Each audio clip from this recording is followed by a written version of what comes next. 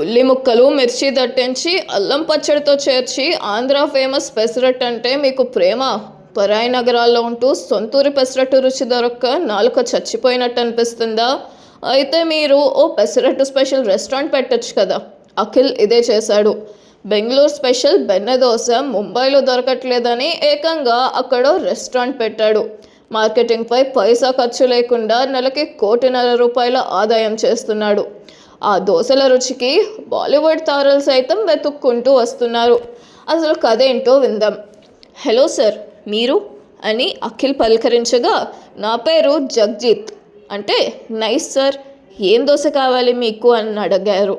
అప్పుడు దానికి ఆయన, దోశ గురించి నాకేమీ తెలీదు, నా కోడలు ఇక్కడ తినాలంది, మా వాడు వస్తున్నాడు అన్నారు.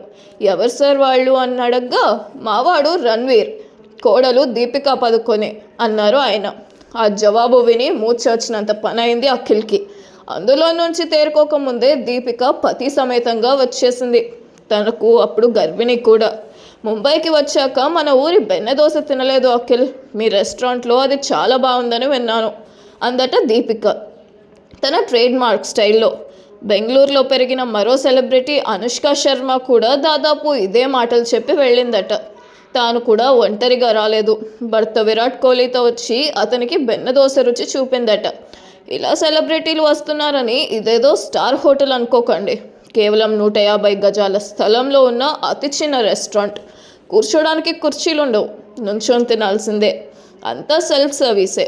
అయితేనేం ఉదయం 7 గంటల నుంచి రాత్రి 11 గంటల వరకు పెద్ద క్యూ ఉంటుంది. సెలబ్రిటీలకైనా సామాన్యులకైనా దోశ కాఫీ ఇచ్చి ₹200 తీసుకుంటారు.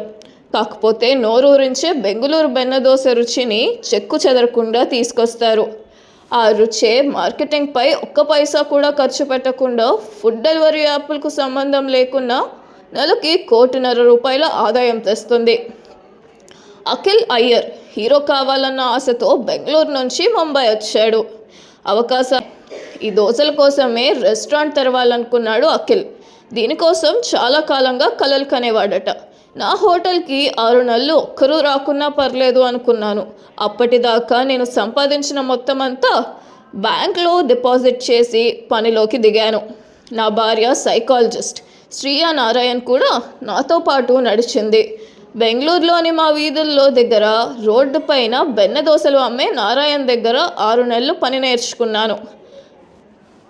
2024 మేలో వస్తానన్న మాస్టర్ షెఫ్ పూటుగా తాగి రూమ్లో పడిపోయి ఉన్నాడట. దాంతో అఖిల్ తానే దోశలు వేస్తే శ్రీయా ఆర్డర్స్ తీసుకుందట.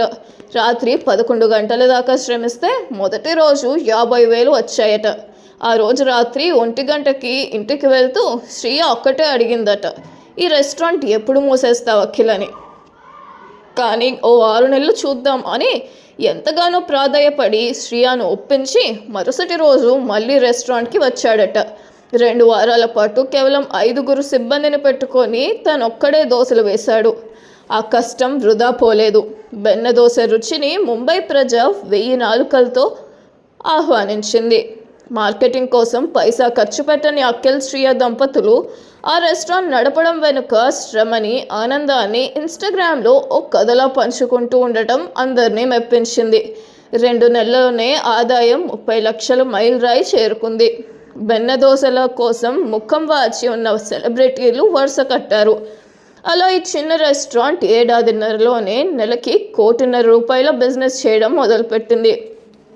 ముంబై, బాంద్రాలోనే కాకుండా జూహు, దేశ రాజధాని ఢిల్లీలో కూడా పాదం మోపి అక్కడ సూపర్ హిట్ అయింది.